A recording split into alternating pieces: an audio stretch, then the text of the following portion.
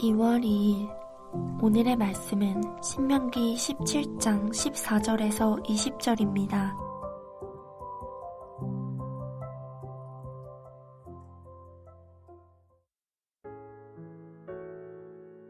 내가 내 하나님 여호와께서 내게 주시는 땅에 이르러 그 땅을 차지하고 거주할 때에 만일 우리도 우리 주위의 모든 민족들 같이 우리 위에 왕을 세워야겠다는 생각이 나거든 반드시 내 하나님 여호와께서 택하신 자를 내 위에 왕으로 세울 것이며 내 위에 왕을 세우려면 내 형제 중에서 한 사람을 할 것이요 내 형제 아닌 타국인을 내 위에 세우지 말 것이며 그는 병마를 많이 두지 말 것이요 병마를 많이 얻으려고 그 백성을 애굽으로 돌아가게 하지 말 것이니 이는 여호와께서 너희에게 이르시기를 너희가 이후에는 그 길로 다시 돌아가지 말 것이라 하였음이며 그에게 아내를 많이 두어 그의 마음이 미혹되게 하지 말 것이며 자기를 위하여 은금을 많이 쌓지 말 것이니라.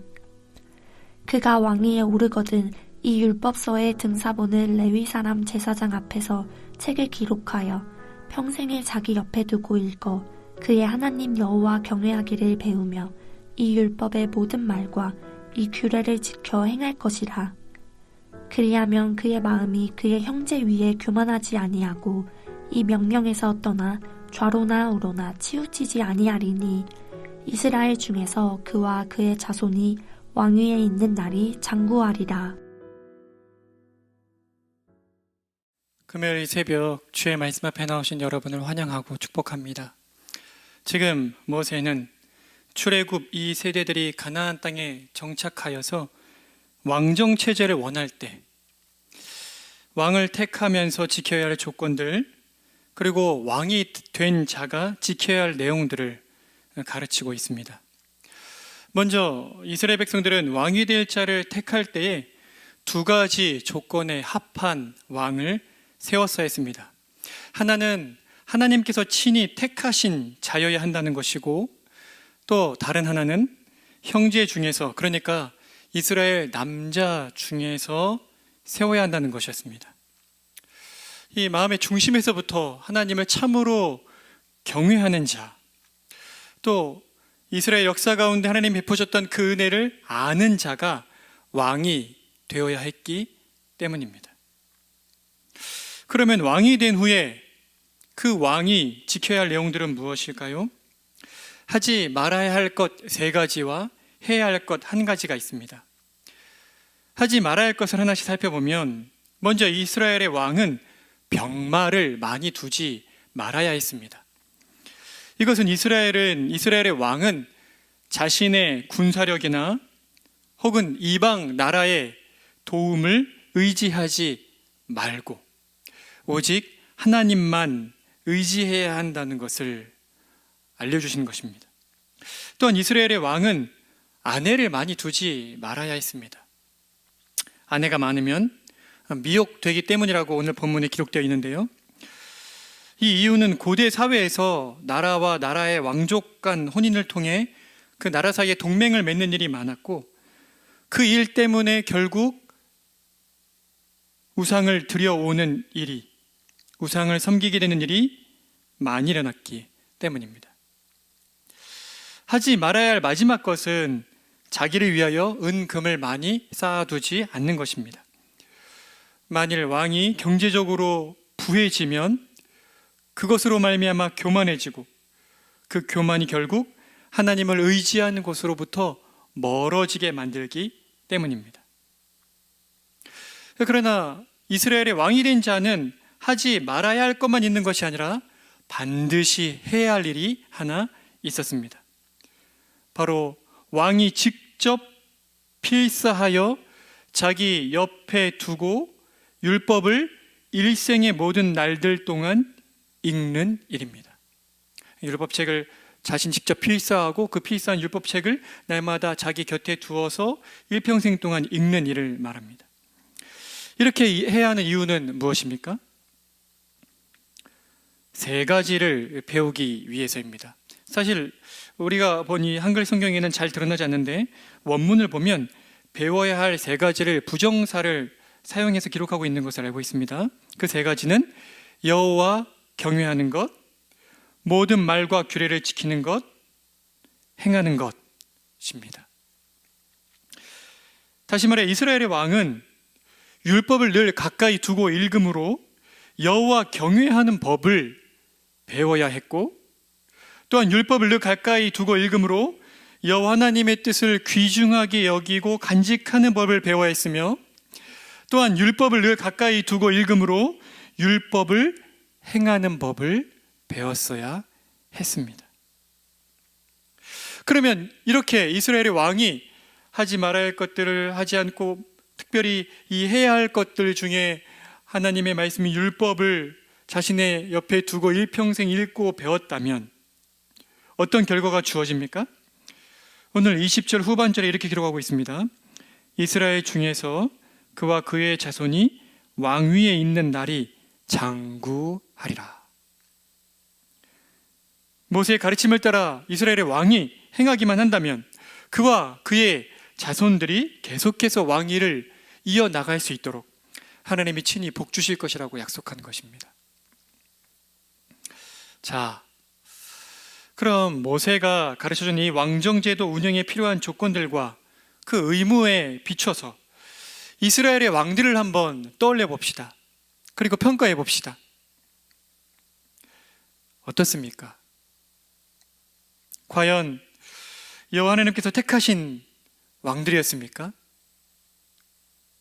병마와 아내와 은금을 많이 두지 않았었습니까? 율법을 필사 옆에 두고 일생 동안 읽어서 여호와 경외하기를 배우고 율법을 보존하고 또 율법을 행하는 삶을 힘써 살았습니까? 소수만이 이 조건들에 어울릴 뿐 대부분은 이 조건들과는 반대되는 삶을 살았습니다. 그렇다면 이 다윗의 계보를 잇는 그 소수의 왕들은 어떻습니까?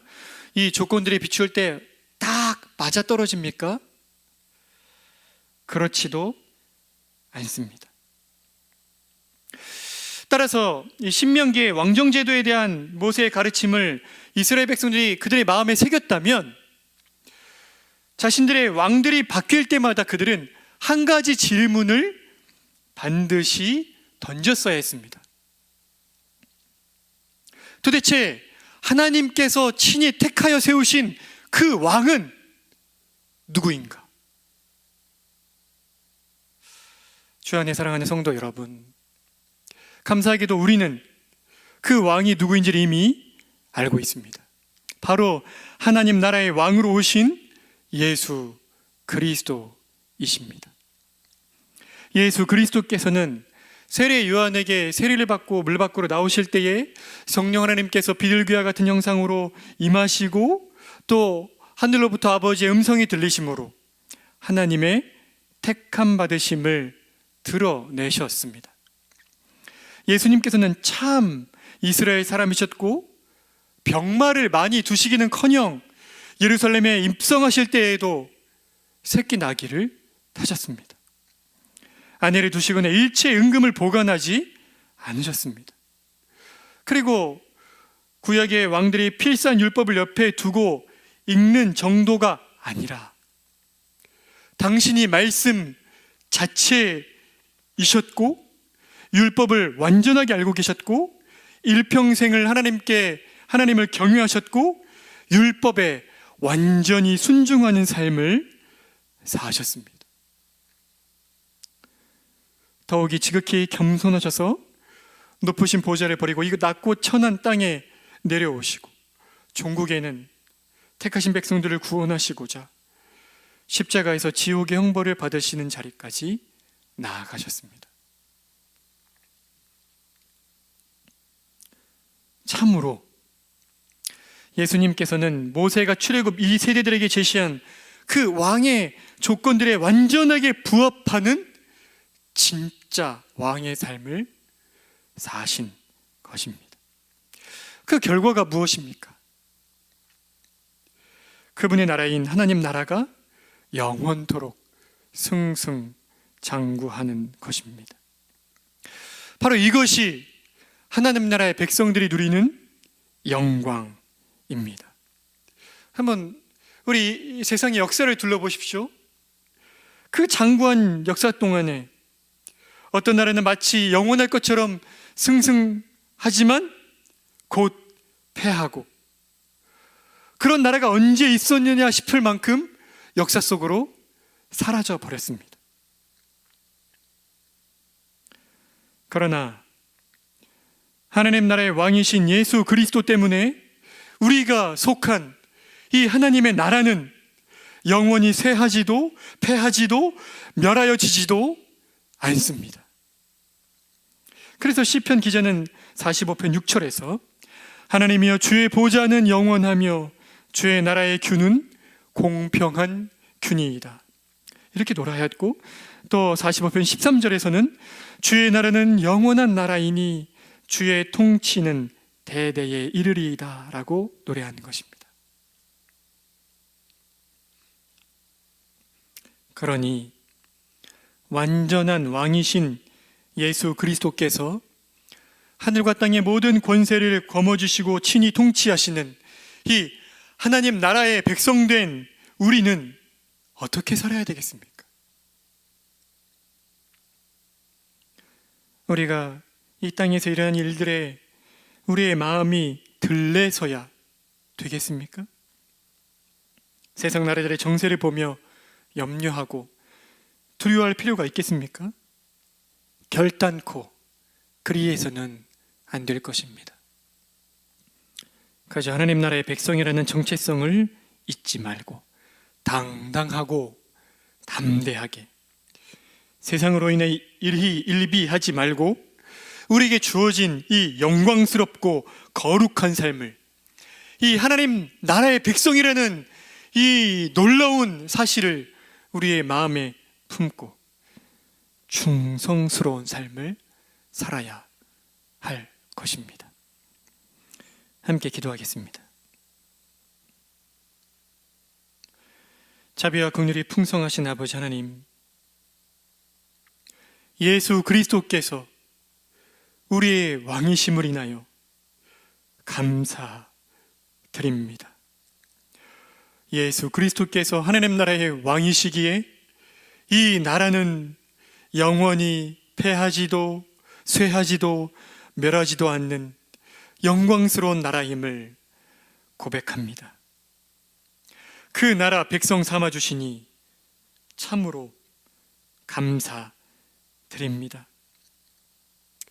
하나님, 어찌하든지 이 죄악 가득한 세상을 살면서 죄의 기운이 가득하여서 참으로 하나님의 진노 아래 놓인 이 세상을 살아가면서 죄로 인한 슬픔과 아픔과 고통과 괴로움이 있지만 눈에 보이지 않는 그 하나님 나라, 그 나라의 백성 되었다는 사실을 똑똑히 기억하고 그 영광스러움을 날마다 맛보며 우리에게 주어진 삶을 담담하게, 담대하게, 또 충성스럽게 살아낼 수 있도록 은혜를 베풀어 주시기를 원합니다. 세상에서 정말 선진국이라고 하는 나라의 국민이라는 것 하나만으로도 사람들이 어깨를 펴고 사는데, 하나님, 우리는 온 천지 만물을 지으시고 보존하시고 통치하시는 하나님 나라의 백성인 것을 우리가 잊지 않게 해주시기를 원합니다. 오늘 저녁에 금요기도회가 있습니다. 금요기도회에 우리를 인도하여 주셔서 하나님을 뵙는 은혜를 누리며 더더욱 이 영광스러운 나라의 백성된 삶을 충성되이 살아갈 수 있도록 은혜를 베풀어 주십시오. 감사드립니다. 예수님의 이름으로 기도드립니다. 하늘에 계신 우리 아버지여, 이름이 거룩히 여김을 받으시오며 나라가 임하시오며 뜻이 하늘에서 이루어진 것 같이 땅에서도 이루어지이다.